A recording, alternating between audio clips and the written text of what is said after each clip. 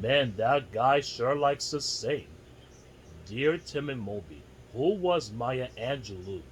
Thanks, Kimmy. Maya Angelou was a famous American author and a poet. She was a lot of things. She was an activist, a singer, a dancer, a journalist, and an actor, and a director. She was born in Margaret E. Johnson in St. Louis, Missouri on April 4th, 1928. Her childhood was rough, and as a young girl she was abused by her mother's boyfriend. For about 4 years, she wouldn't even speak to anyone except her brother. She moved back and forth between homes, and sometimes she didn't even have a home. For a while, she lived with other homeless children and abandoned cars at a junkyard. I know she went through some really hard times, but Angelou turned those struggles into a great literature. Her poems, plays, and books explore oppression in lots of different forms. Oppression of black people by white people, of women by men, and of the poor by the rich. And her famous work is I Know Why the Caged Bird Sings, which was published in 1969.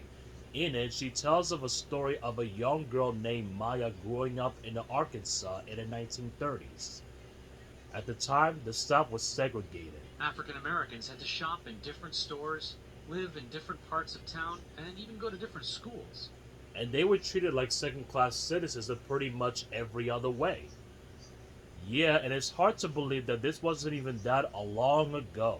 In the book, racism isn't Maya's only problem. She goes through some of the rough events just like the way she did as a child. Her mother's boyfriend abuses her and her mother abandons her. Maya feels trapped by her poverty, her skin color, and her gender. She thinks that she's totally powerless over her body and with her destiny. But over the course of the book, she learns to asset herself to take control of her life.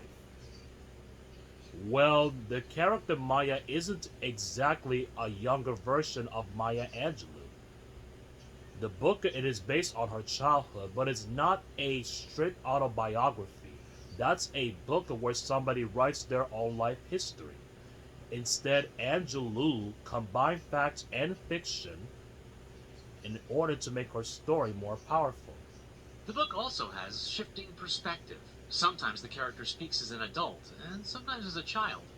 So when you read it, you get two different perspectives on the events of Maya's life.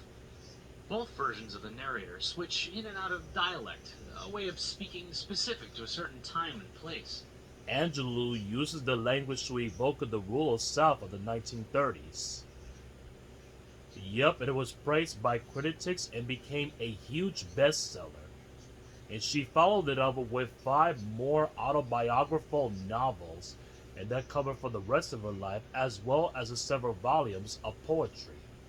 One called Give Me a Cool Drink of Water Before I Die was nominated for the prestigious Pulitzer Prize.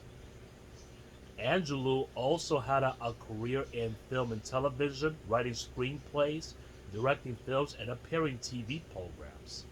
She's been even nominated for Tony and Emmy Awards for acting. And in 1993, she read her poem on the post of mourning at President Bill Clinton's inauguration. She became the first African American and the first woman to receive this honor. And in 2010, she accepted the Medal of Freedom from Barack Hussein Obama, the country's first African American president. And toward the end of her life, Angelou never slowed down. She was finishing a new book on Omega before her death in 2014. She was 86. Hey Moby, why don't we open that cage?